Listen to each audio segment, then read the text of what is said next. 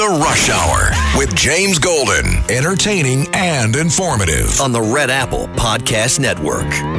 We're moving forward with a special election on November 4th, coinciding with other local municipal elections to neutralize anything that Greg Abbott and Republicans are doing in Texas. They do 5 seats, we do 5 seats. And we're not only doing that, we're also announcing, as a consequence of this effort, a commitment to national independent redistricting. Well, that's on the ballot as well. We believe it's the right thing to do.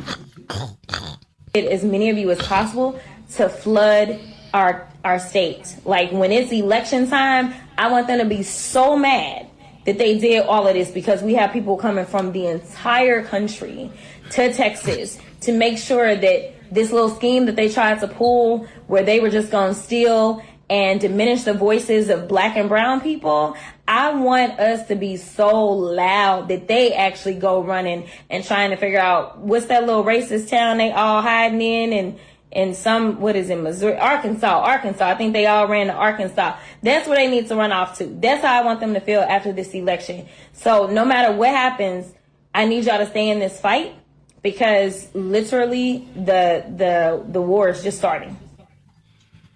The war is just starting.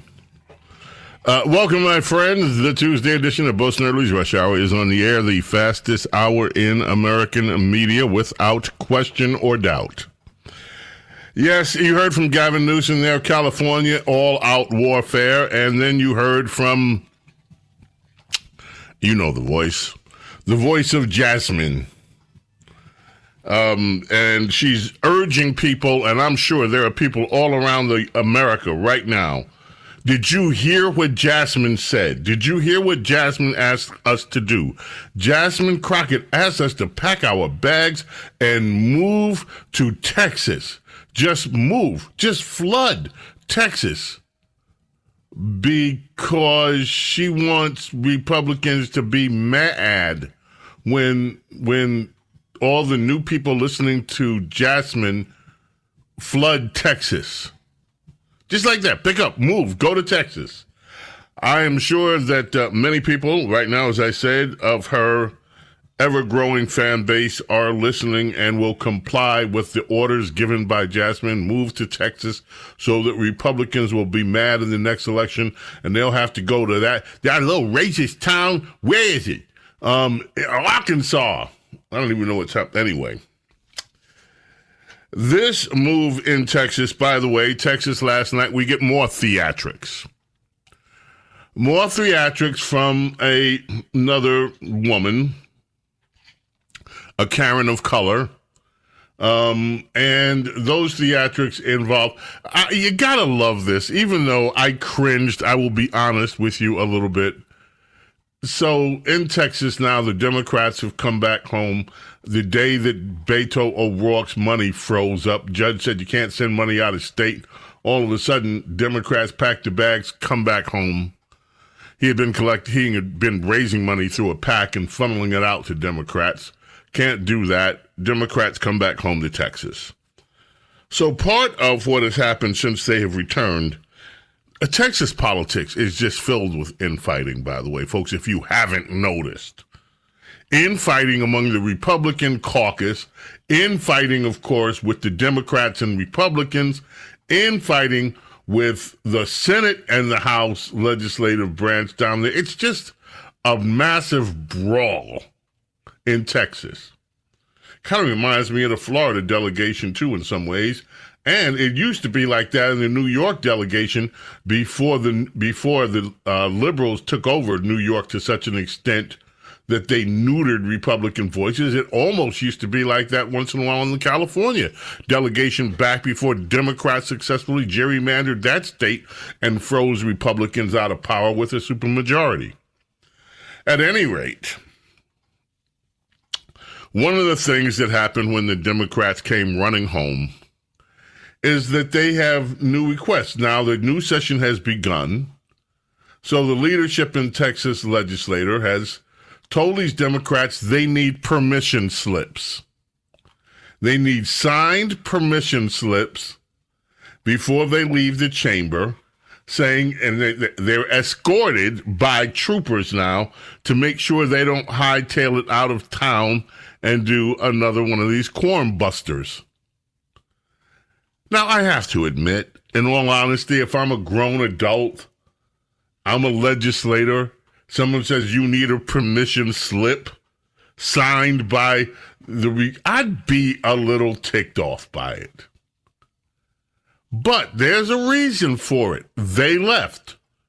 They disrupted the state legislature. So this is part of the consequence, along with some fines. There were some Republicans saying, by the way, that the punishment that's being imposed on the Democrats is not nearly happening enough, and it's not severe enough, that there seems to be kind of, well, let them ease their way back in without bearing the full consequence. I don't know the total details of that, still looking into it. But at any rate, so you had a woman there last night in Texas. Her name is Nicole Collier. She's a Karen of color. A Karen, but, you know, she's happened to be a Karen of color. So she refused. She refused to sign the little permission slip dealie. And as a result, she had to sleep. She couldn't leave the house, the floor of the house. She had to stay there overnight, and they locked her in. Yeah. So now she's the latest big star that's rising in Texas because, how terrible everyone's. So here is Cut 4 Color State Representative Nicole Collier and Gene Wu. This is the guy that headed up the Texas Democrats as they ran away from their jobs, ran away from responsibility. So they were having a discussion this bright and early morning down there in the beautiful state of Tejas about her spending the night. Hey, everybody. It's Gene Nicole here on the House floor. It's 6:17 a.m. How was your night on the House floor? It's cold. It's real cold. It is cold. freaking freezing in here, It is. and It's cold. I don't think I. Boo-hoo. I know, yeah. But you know what? We had 2 chairs that we put together. He slept in 2 chairs. I slept in 2 chairs. Our other colleague, Vince Perez, he slept in a couple chairs. But So it's 3 of them. anyways, They didn't sign coffee permission got slips. here thanks to our staff, and Gene, I am not a morning person. I am not a morning person. I'm up here at the crack of Your dawn. legislature. So lots of people have been watching you. If you were going to tell them, like a lot of people are asking, what should they be doing? What should people be doing to help you?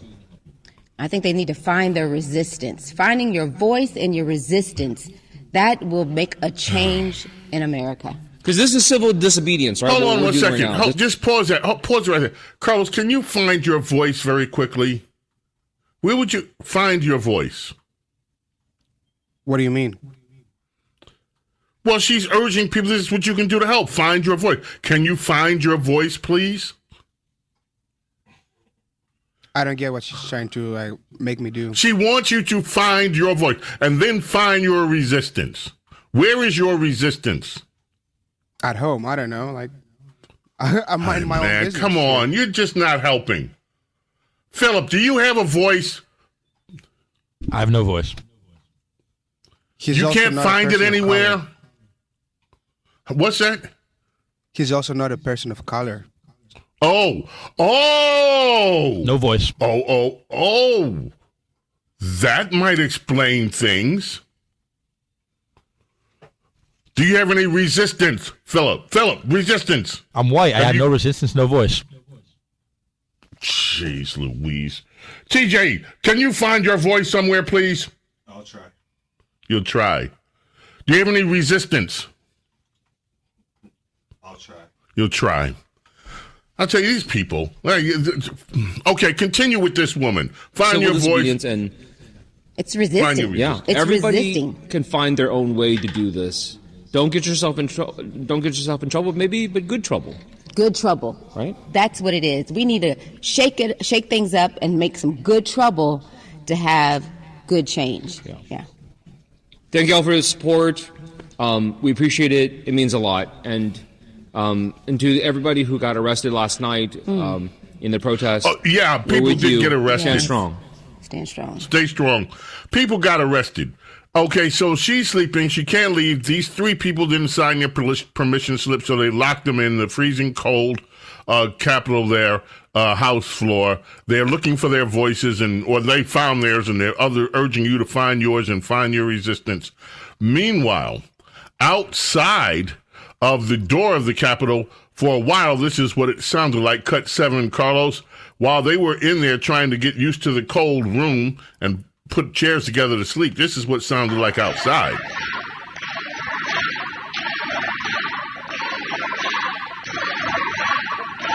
I don't think that's it.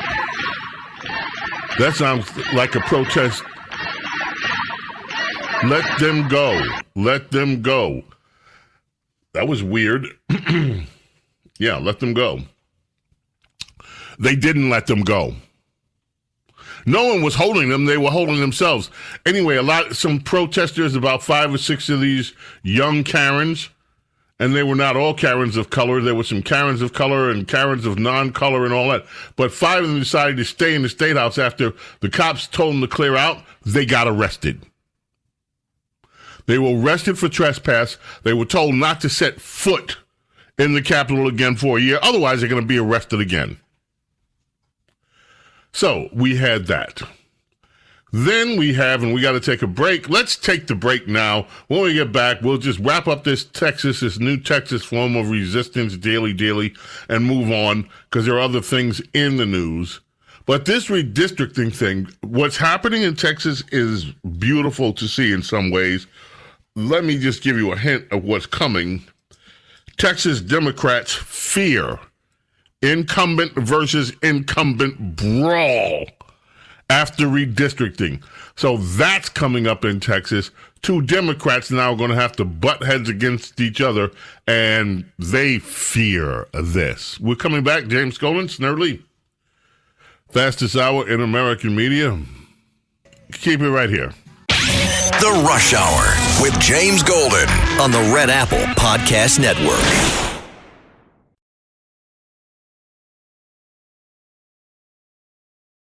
The Rush Hour with James Golden. Entertaining and informative on the Red Apple Podcast Network. James Golden and Snerdley. Happy birthday, Roger Cook.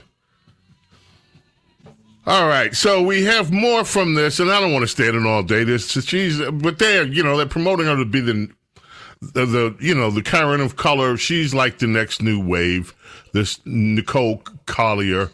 So cut 3 really quick, and let's just. I'm just fed up. I'm fed up with their need to control everything. While we were on the floor, the speaker made an announcement saying that for those Democrats who had participated in the quorum break, they would be required to sign a permission slip to leave the floor, agreeing to be subject to DPS control. That was the condition that was set by the speaker in order for members to leave. When I was listening to the announcement, the order, the directive to notify us that we can only leave if we sign away our rights, I just said enough. I'm tired of it. I'm tired of them taking everything. And the only way I can take everything. Okay, enough. Wine. Meanwhile, one of their colleagues over in this, you're meeting all these Texas legislatures. Their names will leave your mind quickly. Let's just go quickly to State Senator Ronald Gutierrez. More whining about everybody sitting outside the House of Representatives. We're working on the Senate side on their ridiculous, nonsense bullshit bills. Came over to the House side. My former colleague in the House, Nicole Collier, is basically locked up in there because she wouldn't sign some bullshit, ridiculous permission slip from Dustin Burrows saying that she would allow a DPS trooper to escort her around for the next week to 10 days. That's right. You're hearing correctly. The Department of Public Safety, the Speaker, has asked that each Democratic member be followed around and escorted by a DPS trooper. Each of the ones that fled their jobs. It's nonsense. This Speaker is out of line. And he's not. Essentially locked up Nicole Collier in there. She locked herself up. She will stay there. She is not. Okay, enough whining. Democrats never want to follow the rules. They want to make their own rules. They don't want to pay any consequences for breaking the rules. Everything is always about them. We'll be back. Don't go away. The Rush Hour with James Golden on the Red Apple Podcast Network.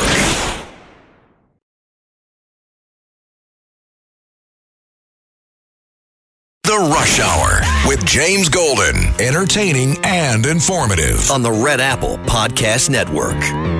Mandatory vasectomies for baby boys. Yeah, I said it.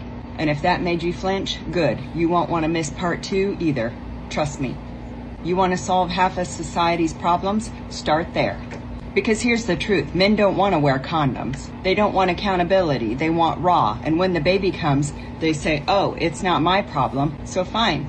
Mandatory vasectomies. Problem solved. Abortions, they would drop overnight. Date rape pregnancies, gone. Single motherhood, cut in half. Generational trauma, reduced. And crime would plummet. Because fatherless homes are the #1 pipeline to gangs, violence, and prison. Fix the fathers, fix the future. This one move would take women out of survival mode, kids out of poverty, and society out of chaos. And the only ones mad would be the ones that never wanted accountability in the first place. So yeah, call it savage. But if we snip the problem at the root, we'd finally see what society looks like when women aren't carrying it all. Don't scroll, catch part 2 because the return on investment would be mind-blowing. I'm just snip the problem at the root. Mandatory vasectomies for all baby boys. Eh? Yeah, the left in this country. I'm telling you. In 2019, the guitar that Duane Allman played on this song sold for $1 million at auction. It's a 1957 Gibson Les Paul Gold Top. It was Duane Allman's main guitar during the first 2 years of the Allman Brothers Band. But he also used it, and in fact, Layla was one of the final recordings that featured Greg Allman playing this guitar. After that, he swapped this guitar that he used for this one for a 1959 Les Paul. James Golden and Snerdley with you here. $1 million. Must be nice. Okay, we're going to move off this Texas thing in a little bit because there are some other things I want to bring up. But Texas Democrats are now fretting over a likely primary battle between Lloyd Doggett, 78 years old, and Greg Cesar, both Democrats, because of the way the districts are proposed to be written. The proposed maps gives Texas Republicans 5 congressional seats, draws the 2 Democrat lawmakers into one district in Austin. So it would pit 78-year-old Doggett against Cesar, who is the chairman of the Congressional Progressive Caucus. So this is beautiful. Now, Doggett, you might remember, was the first congressperson to call for Joe Biden to step down. Democrat. So, yeah. And now these guys are already starting to go back and forth with each other. Doggett has over $6 million in his campaign chest. He was asked if he plans to use that money. He's like, the money was raised for my reelection. I plan to use it as necessary.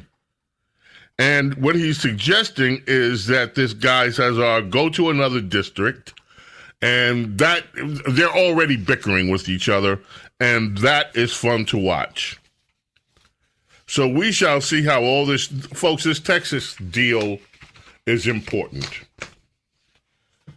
If Democrats lose, and you have Gavin Newsom now making noise, Princess Diana's analysis of that was spectacular. If you miss it, go to the Saturday archives, check out the show.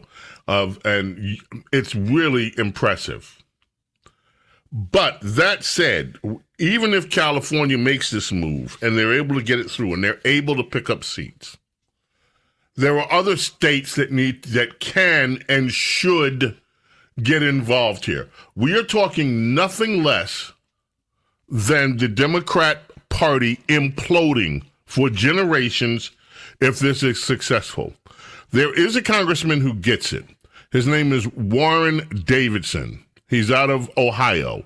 This cut one is he was on Fox Business, and he talked about with California and what happens, etc. Right. You can't have an honest election if you don't have an honest census. And right now, one of the most important things President Trump is doing is directing Commerce to redo the census. They counted illegals. California's got lots of illegals. People estimate they've got 6 or 7 extra representatives in the House, in the U.S. House, because they're counting non-citizens in their population. If you're not a citizen of the United States, you have embassies and consulates. Congress is designed to represent the citizens of this country. But when you look at the fight, they didn't accidentally flood the country with all these illegals coming across the border. They did it to get power. That was one of the objectives of why they wanted to flood in, not just anywhere in the state, sanctuary cities. So they're flooding the cities where everyone with common sense gets out of because of the crime and poor management in the cities. When you have an opportunity to leave, a lot of people do. They might stay nearby, but they get out of the danger zones, and then they repopulate that with the illegals.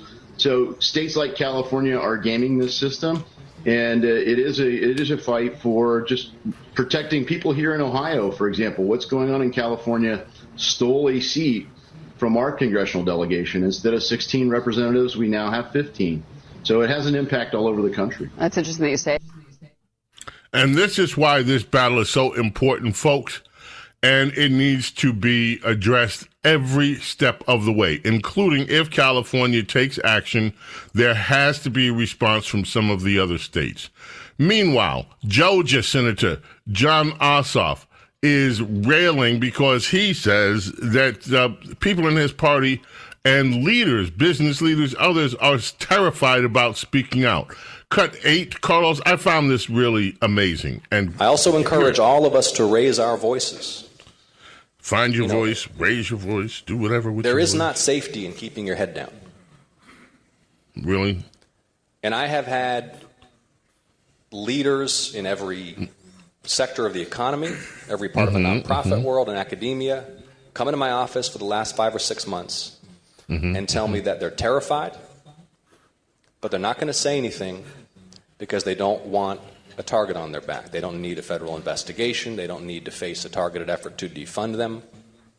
The very fact that I am hearing that in the United States of America, people who oppose public policy decisions that are being made in Washington but are too afraid of retribution from their own government to speak their mind should send a chill down all of our spines. Well, hold it right there. Just pause it right there. Where was the chill down his spine when under Joe Biden, the federal government, the power of the federal government told parents that they were equated as terrorists, mind you, because they dared go to school board meetings and speak up against the idiocy that has been flowing down from Democrat Party Washington, D.C., that says boys can go in girls' locker rooms, their dressing rooms. Girls have no expectation of privacy. They're second-class citizens in schools in America. In fact, there's still a fight going on right now in Fairfax County, which is one of the suburbs of Washington, one of the wealthiest suburbs in America, also one of the suburbs where many Democrat government workers, government employees live. They are refusing. They are openly, in Alexandria, Virginia as well, they are openly refusing to follow the new directives of this administration when it comes to this transgender business in sports, in classrooms, in locker rooms. They're openly rebelling and refusing to obey the law. Where was his concern then? You hear Ossoff. Where was his concern when Congress was asked to do something about these banks that were debanking conservatives and other private businesses? But you hear what the fear is. I've got people from academia coming in. Why do you have people from academia coming in? Because they've been running roughshod on America for generations. And finally, Donald Trump has put a stop to it. and is holding them to account. With all these anti-Semitic protests at all these universities. Donald Trump's also questioning, and this administration has been questioning, why they are relying on foreign students so much, many of them who come here with anti-American views, and at the same time denying Americans a chance to attend some of these universities. They're charging money up the wazoo. They're getting money from the government. And Donald Trump's put a stop to a lot of this stuff. We'll finally get a hold of this bastion which liberals ran unchecked in academia. Yes, people in the NGOs. That was part of the scam operation. Democrats funneling money that ends up coming back to their campaigns in some measure, whether it's financial support or support for these NGOs, all to promote liberal causes. Well, damn right, they ought to be afraid that they'll get a target on their back. The target is called sunshine if they start protesting, because they've just been acting as a de facto government agency for liberals and what liberals want to do. So now they're worried. But they've been targeting conservatives. Anybody remember the IRS and what the IRS under Lois Lerner did to conservative groups? And she has never held to account at all. So, John Ossoff, spare me. Many of us don't even want to hear it. Because all of you Democrats have been doing this for decades. It is being straightened out now. Next up, very quickly, Donald Trump, cut 19. This has set off a firestorm. Pushed out on social media about doing away with mail-in ballots and potentially electronic voting machines. Can you expand on that and how important Well, that's a very off-topic, just really quickly. Mail-in ballots are corrupt. Mail-in ballots, you can never have a real democracy with mail-in ballots. And we, as a Republican Party, are going to do everything possible that we get rid of mail-in ballots. We're going to start with an executive order that's being written right now by the best lawyers in the country to end mail-in ballots because they're corrupt. And you know that we're the only country in the world, I believe, I may be wrong, but just about the only country in the world that uses them because of what's happened. Massive fraud all over the place. The other thing we want change are the machines. For all of the money they spend, it's approximately 10 times more expensive than paper ballots. And paper ballots are very sophisticated with the watermark paper and everything else. We would get secure elections. We'd get much faster results. The machines, I mean, they say we're going to have the results in 2 weeks. With paper ballots, you have the results that night. Most people, many countries use paper ballots. It's the most secure form. So between paper ballots, very, very important, paper ballots, and I think maybe even more important, the mail-in voting. We're going to end mail-in voting. It's a fraud. Okay, that's all we need. They are flipping their wigs. Their collective wigs are flipping. Really quickly, cut 11, and then cut 10 with Mark Elias. Very quickly. We are in conversations with our attorneys to make sure we're defending Colorado's elections. Look, mail ballots are secure. They cannot be hacked because they're a piece of paper. Right. That is increasingly more important as Trump has made our elections less secure since taking office again. This is the woman, by the way, enough of her. This is the woman, by the way, the passwords to the election in her state. She's Secretary of State. The passwords were on the website to get in to hack the elections out there. We don't know whether they were ever used or not, but so much for security. That's Jenna Griswold. Now, Mark Elias, cut 10. Well, Donald Trump is telling us that. He is not hiding the ball. He's not like pretending to be doing something else. That is what he is saying. And it is about damn time that the institutions of this country, the legacy media, first and foremost among them, wakes the up and starts to report and say what Donald Trump himself is saying. I mean, the Washington Post, and I'm sorry for swearing. I'm sorry for taking the Lord's name in vain, but their headline after Donald Trump's executive order is, and I quote, Trump previews executive order on voting. I'm sorry, what? You think what Brian and I are talking about here is Trump previewing an executive order on voting? Yes. He's pissed off at the Washington Post for their coverage of it. They're not rolling enough. Well, folks, fastest hour in American media, we didn't want it. This thing goes on for 2 more minutes of ranting and raving. And we have more. Hopefully we'll play some of them tomorrow. We have Christine Quinn, who are New York big Democrat, and she is outraged. They all understand what Trump is doing. He is threatening their existence. These things put together, folks, what's happening in Texas, if California responds, what can happen if other Republican states respond to California? And then, if he's successful with this mail-in voting and getting rid of that, Democrats, and the biggest one of the bunch, all of this hinges on it, making sure that we're no longer counting illegal immigrants in the census. If these things happen, the Democrat Party, as you know it, is through. They're done. We got to take a quick break. We shall do that. James Golden, Snerdley. Don't go away. Coming back. Fastest hour in American media. The Rush Hour with James Golden on the Red Apple Podcast Network.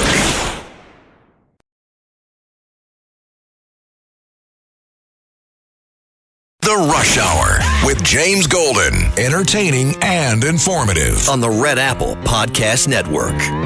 Fastest hour in media, Bo Snerdley's Rush Hour. My friends, there is a battle going on. I don't know exactly how many people are affected by it, but it seems to be a lot. Their Section 8 is being denied.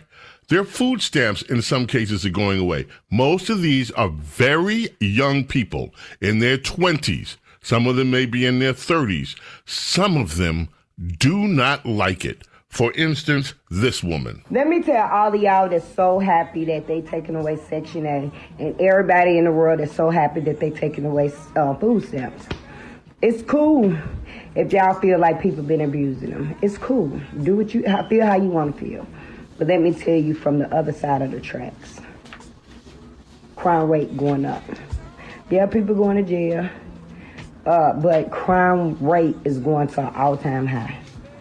I'm telling you, the girls I know and where I'm from and the people that I grew up with, they not letting their kids be hungry up under no circumstances. That emergency door at the grocery store, they coming out of it. They coming out the back door. Do you hear me? You better hope Unc don't drill a hole in the wall overnight. Like my people, they not being hungry. Your cows might get missing and everything. These people don't understand being hungry. Nah, they not gonna be hungry, not like that. Not the people I know. I'm telling you, they gonna take your shit. I'm telling you. Yes, they gonna take it. I promise you, they gonna take y'all shit. So don't be all clappy for that shit. Cause crime rate is going up and it's gonna make y'all life motherfucking miserable. I'm telling you, okay now. So you see, work never enters the equation. Give us or we steal is the mentality. Oh, man, Johnny Nash. Number one in 1972 with this one. Heavenly birthday today. Passed away when he was 80 years old, natural causes. James Golden, Snerdley. We got to go, folks. It's that time. May God bless. Protect each and every single one of you, your families, your loved ones. Love and gratitude, always, for your being here with me, allowing me to be with you. By the way, this whole thing with this welfare change, Section 8, food stamp, we're going to stay on this. Anyway, my friends, until tomorrow, I bid you adieu. Bye. Thanks for listening to Bo Snerdley's Rush Hour. You can hear Bo Snerdley's Rush Hour weekdays at 4 on 77 WABC. If you like the podcast, share it with your friends and listen anytime at WABCRadio.com and download the WABC Radio app. Hit that subscribe button on all major podcast platforms. Plus, follow WABC on social, on Instagram, TikTok, Facebook, and X. See you next time for a new episode, so you never have to wonder. What the heck is going on here?